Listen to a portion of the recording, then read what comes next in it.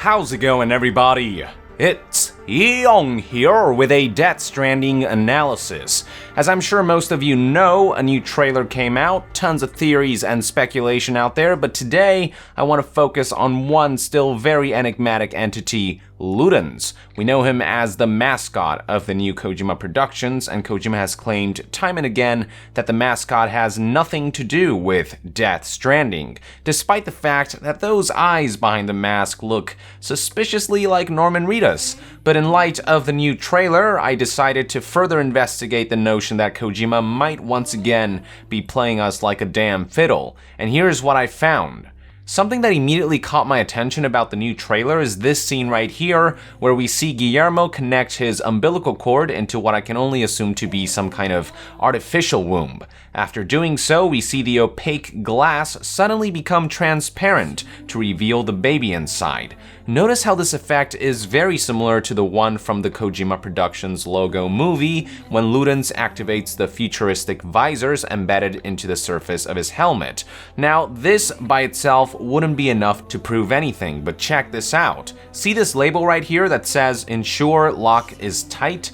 Turns out there may be more to this than meets the eye. One of the things that Kojima and company showed off recently at Tokyo Comic Con was this big-ass statue of Ludens created by Prime 1 Studio, which looks mighty impressive, I might add.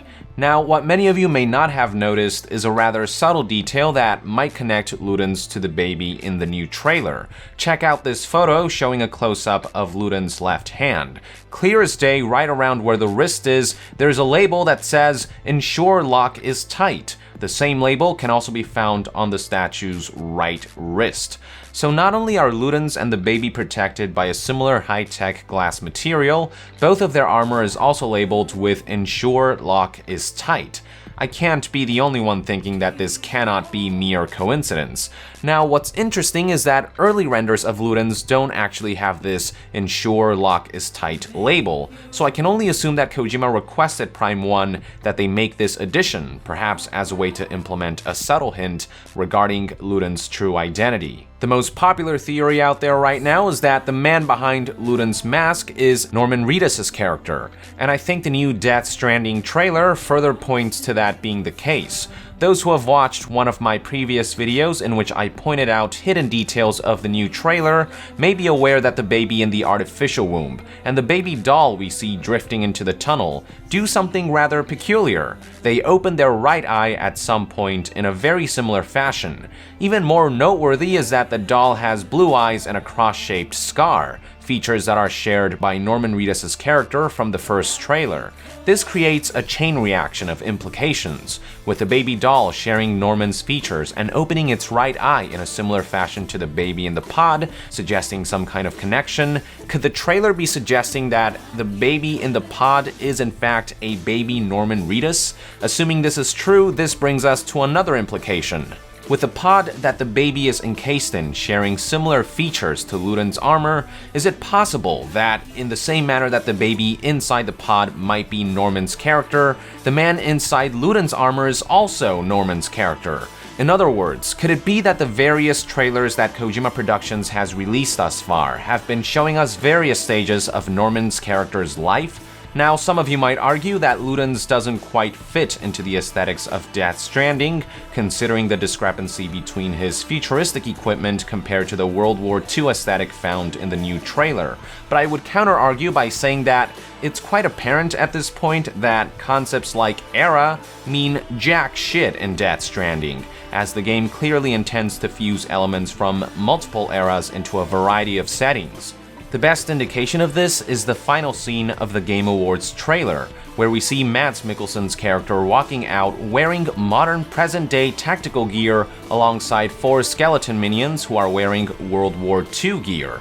So there's a discrepancy there. Also, how about those futuristic handcuffs, which have the same glow as Ludens' high-tech flagpole? And let's not forget the high-tech artificial womb that Guillermo's character is carrying around in a World War II setting.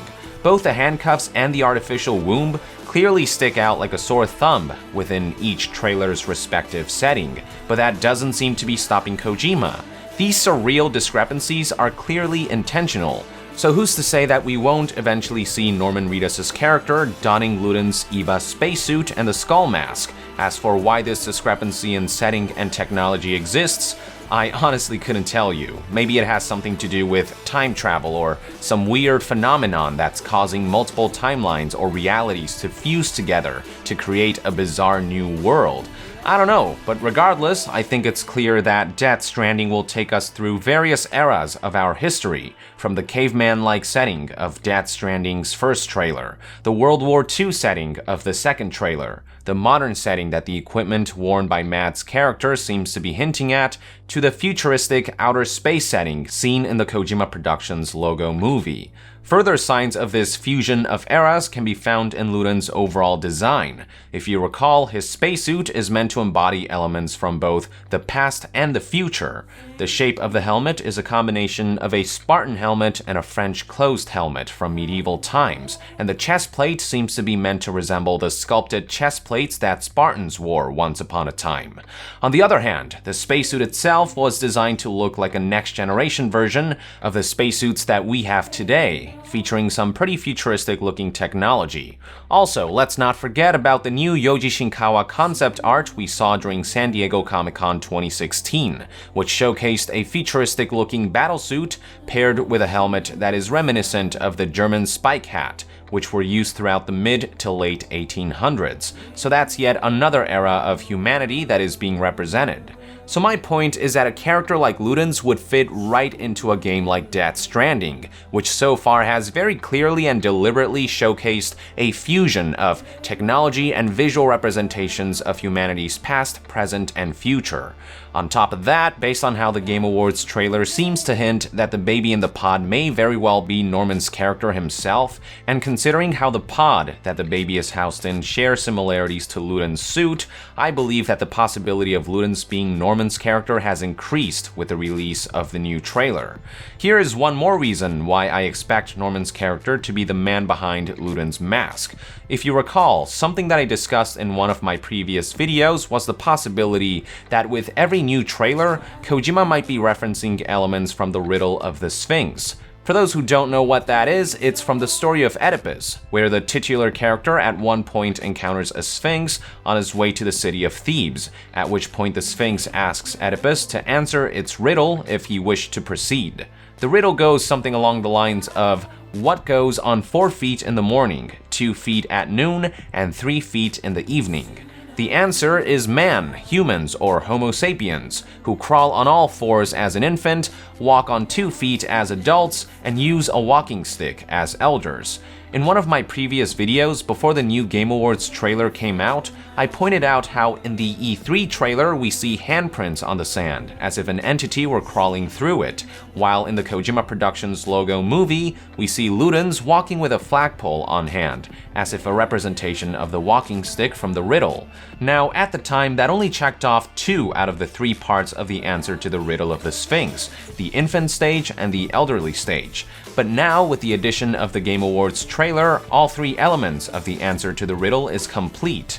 In the E3 trailer, the sand is marked by handprints similar to those of a baby crawling. In the Game Awards trailer, the sand is marked by an adult walking on 2 feet. And in the Kojima Productions logo movie, the sand is marked by an entity who is walking on 2 feet and holding something akin to a walking stick. So it seems clear to me that Ludens is a key aspect to the trinity of trailers that Kojima Productions has released since the announcement of Death Stranding, further suggesting that the character may be much more than a mascot. As for how any of this adds to the theory that Ludens might indeed be Norman's character, notice how in the Game Awards trailer, we see an infant who could very well be Norman's character, as previously established. In the E3 trailer, we see Norman's character as an adult in the flesh, walking on 2 feet, and in the logo movie, we see Ludens traversing this outer space environment with a walking stick of sorts. Could it be that each trailer is showing us each stage of a man's life as represented by the answer to the riddle of the Sphinx?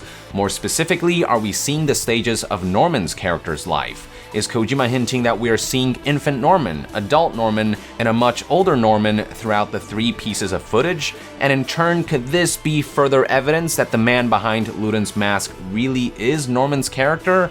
I personally wouldn't dismiss the possibility. One more thing I would like to address is the name Ludens. The word literally means playing in Latin, and Kojima stated in the past that the mascot is meant to be a representation of the player. There was an image you put out last week where a lot of people were wondering, like, oh, who's the character there? And people were like, is that Norman Reedus? Who is it? Can you tell us anything about who that character is? So everyone was thinking that inside this helmet there was this skull. However, it was not a skull, but a person wearing a skull. Now, who's this person? That's everyone. That's us. That's the users. That's each one of us wearing that mask inside that skull mask. That's what I wanted to show. Oh, so it's all of us inside of there. It's us, it's you, the players, it's everyone.